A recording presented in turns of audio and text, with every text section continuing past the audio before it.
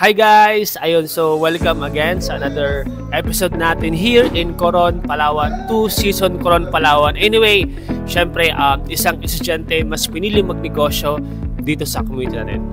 Yan. Hello sa inyo lahat, sa lahat ng mga makakapal ng video na to. Ako nga pala si Angel Jet Tagasa, isang dating dropout student. And ngayon, I've been doing this business for almost 10 years na. Wow. Sa loob ng 10 years ko, sobrang ganda na nangyari sa akin. Kumita ako ng mga 11 million pesos ng dating dropout student. And I've been enjoying this life. It's because one decision na ginawa ko ng way back before na dati ako estudyante, na dati wala rin akong pera. Nag-start ako, pero nga lang grabe yung mga nangyari sa akin dito. Yung nakilala ko lang sa Facebook din, yung nagpasali sa akin dito. Nung time na napaliwanagan niya ako, sabi ko nga wala akong pera. Ginawa ko lang ng paraan, diniskartehan ko lang talaga. Kasi wala namang source of income mga estudyante. So nangyari, nung nakagawa ko ng paraan, doon ko tinrabaho. Tapos doon na nagsimula lahat ng mga nangyari sa akin.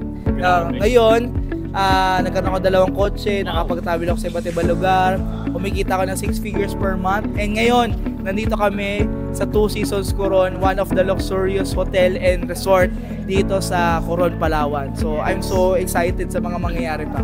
Yes, anyway, mentor, ano na lang, siguro yung message mo na lang sa mga nakapanood na video na to sa kanila. Yes. So, ang message ko sa inyo, lagi ko sinasabi to sa lahat ng mga tao na nakakausap ko, kung may pangarap ka, trabahuin mo ng todo, i-focus mo yung sarili mo doon sa pangarap mo. Kasi minsan maraming mga tao na may pangarap, pero kinakalimutan nila yung pangarap nila dahil sa mga nangyayari sa kanila.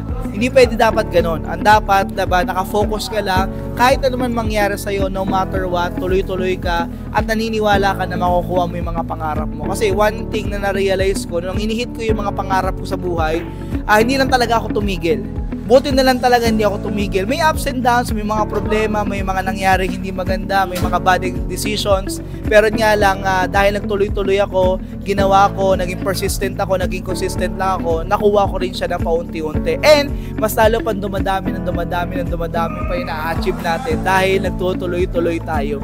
Kasi lahat naman ng successful stories, nanggaling yan sa, sa lahat ng mga pain, sacrifices, hard work na hindi nakikita ng lahat.